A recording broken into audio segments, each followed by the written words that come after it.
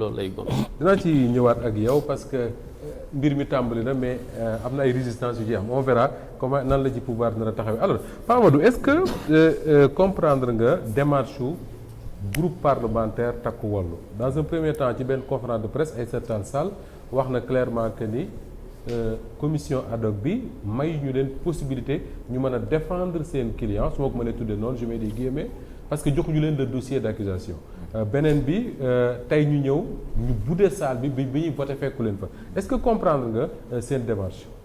Voilà Moustapha xam nga dans cette histoire là je pense que comédie politique am na ci parce que moi je pense que Aïssata Tall Sall est dans son rôle pour man elle fait de la comédie politique parce que moom fàtte na ni avant commission bii plénière bi ñëw pour lever l'immunité parlementaire du député Farba moom taxaw na nee na procédure bi yëpp jaar na yoon li muy naqarlu mooy lu tax joxuñu leen dossier ñu xam lan moo nekk ci contenu bi mais finalement je me dis Aïssata Tall Sall qui a corrigé sa note pour qu'elle passe avocate parce que xam na ni carrément CENTIF du la jox dossier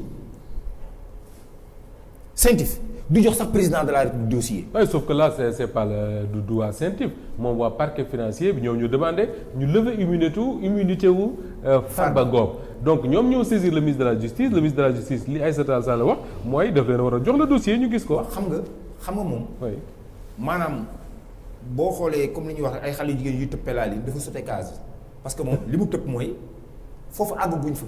parce que bi ñuy lever sa immunité parlementaire moom xam na règlement c'est un juriste xam na règlement assemblée nationale ni muy fonctionner te moom nangu na ni assemblée règlement intérieur assemblée nationale ni mu doxee lépp jaar na ci yoon cour fine nice ce qu'elle déplore rek mooy lu tax joxuñu leen dossier bi te moom en tant qu'avocat tey bu fekkoon tey dafa nekkoon tey ci partie état bi nii mu waxee du ko waxee parce que xam na affaire ni muy demee xam na ni dossier CENTIF duñ ko jël wala parquet financier bi ñëw ba ci assemblée nationale ne leen diwkat lii la def ñoom dañu yor seen dossier am benn traitement Pape Amadou Gaye def na lii Pape Amadou Gaye enseignant la journaliste bi dañ koy convoqué mu ñëw mais comme que kii député la ku ci nekk dafa am lu ñu la war a woowee kii nag pour ñu mën ko woo laaj ko il faut mu simmi mbubbum te mbubbum yéen a ko war a simmi te mbubbum ni ngeen koy simmee mooy ministre de la justice li mu waroon def na ko ñoom nangu nañu traçabilité juridique bi yëpp mais dañuy def nag mooy comédie politique et que encore que dans cette histoire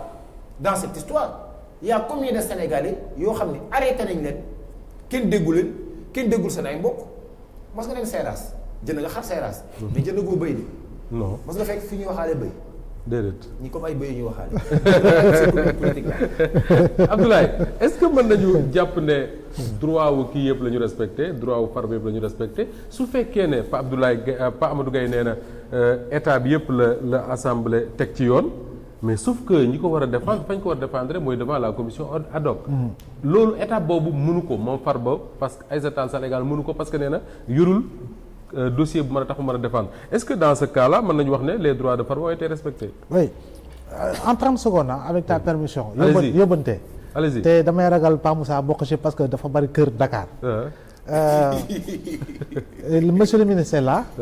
ay Sénégalais ñoom yóbbante pour véritablement interpeller les autorités sur la menace qui pèse sur une soixantaine de familles. Au niveau des Almadies 2.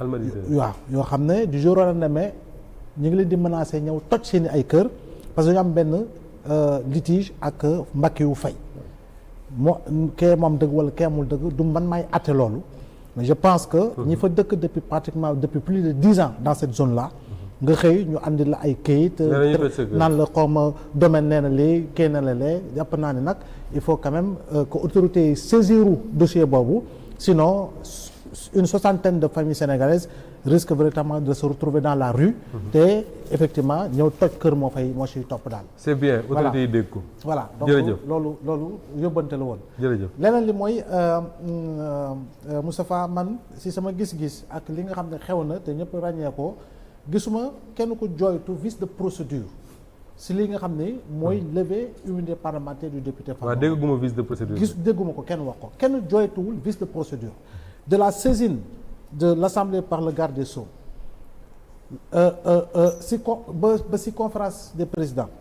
commission de lu mu liggéey mise en place de la commission ad hoc yaa ngi dégg ba ñuy ñëwaat war a déglu ki ñu war a déglu ki nga xam ne moo koy représenter à titre d'avocat au niveau véritablement du parlement lam ci wax peut-être que c'est elle que ça engage parce que tamit bu ñu fàttali dañuy fàttali toujours maître Aïssata Tall nee na mais on oublie également qu'il y a eu un communiqué du groupe parlementaire PASTEF qui a été rendu public. Oui. te andi nañu ay précisions yu claires également. Je pense que par moment il faudra faire la confrontation. Véritablement de deux propos. Émanant véritablement de deux groupes parlementaires. mais quand tu me dis qu'il y en a 8 ci législature yu ñu jàll. voilà oui c'est pas aussi rare que ça. alors que avec quelle manière? mais pire quand on levait l'immunité parlementaire de Abdoulaye Baldé. Oui. de Oumar Sarr, Ousmane etc. Ngom. mais c'était sur la base de soupçons d'enrichissement illicite. Je dis bien soupçon d'enrichissement illicite parce que dégloo levé guñu ko dégloo guñu leen demuñu cour de répression jàkkaarloo. amul lenn loo xam ne mënoon nañ leen ko ne après dañ doon xëy na costume yu rafet yi. xëy na ñu soupçon kër yi voilà tu vois donc ça pose problème.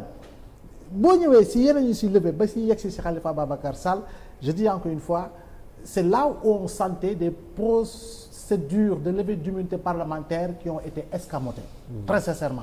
parce que ñëpp a ngi fi woon ràññee nañu gis nañu ni alors que fii man sama wàllu bopp en tant qu'observateur même xëy na Pape Sané idem xëy na keneen je sais pas mais gisuma leen loo xam ne rek mun nga si duut baaraam ne en fait fii dëng na fii xaw naa jub waaye fii lonku na j'ai pas vu ça et ñi ngi ko sekkal ñii ñu jàkkaarlool gisuma kenn ay itam joytu parce que lu ñuy gën a sentir c'est véritablement génn si terrain bi nga xam ne mooy terrain bi ñuy wax wàllu yoon ak li ñu war a topp si wàllu yoon pour véritablement dugal nit ñi sur un terrain d'interprétation politique et purement politique parce que tous les actes posés jusqu'au moment où nous parlons sont des actes politiques amul lenn loo xam ne rek di nga gis acte bu ñu posé nga ne ok c'est pour véritablement aller dans le sens de défendre les droits véritablement du député Farba Ngom. D'accord. Tey jii nii la mobilisation à Matam. Toute autre déclaration autour. Le fait que même ñu bouder la séance. Bouder la séance bon c'est c'est le premier ministre qui est derrière. La déclaration faite lors véritablement de la campagne en perspective des législatives du 10 novembre dernier, etc., etc. On dira toujours c'est des actes politiques.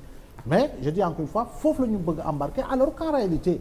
moi j'aime à le rappeler je dis il y a un privé sénégalais si li ñu koy toppee ndax moom la du moom présomption d'innocence mais Khadim Ba de Locafrique il est en prison depuis plusieurs mois. Oui. mais Samuel Sarr parce qu'on insiste naan musul yor li nga xamoo di fonction publique. Oui. mais Samuel Sarr n'a jamais occupé de fonction publique sous le magistère du président Macky Sall. Oui. Voilà. yëguma ko de. Voilà idem pour. il a été ministre sous Wade. Voilà idem pour pas mal de personnes qui aujourd'hui sont dans les liens de la détention par rapport à des dossiers les concernant émanant de rapports. mais là c'est le statut de Farba finalement qui enfin su ma nee statut de Farba mooy député la responsable aussi de l'ancien parti au pouvoir proche de l'ancien président est-ce que du loolu moo créé le tollé. Oui mais même s'il a été ministre ba bi président Macky Sall di daanu mais la Diop est-ce que Farba est plus sénégalais que lui. oui la Diop il est en prison su fekkee ni ñaari dossiers bokkuñu et cetera. oui mais est-ce que justement man dama lay poser la question Abdoulaye lan moo tax mobilisation bi APR am ak l'opposition ginnaaw Farba amul ci Lat Diop. waaw mais c'est là où réside le problème parce qu'on se dit que quelque part en filigrane on peut penser que oui il y a derrière peut-être la main de Macky Sall. parce que nitam jege woon na ko lool on le dit. L'autre élément mooy on dira que toujours Farba fait partie des plus gros portefeuilles véritablement de la paire en termes de financement du parti des activités du parti ak yu demee noonu en termes véritablement de soutien par rapport au fait que xëy na am na ñoo xam ne moo leen di jàppale par rapport véritablement à je sais pas man loo xam ne ñu ngi koy yëngul sur le plan politique d'accord voilà parce que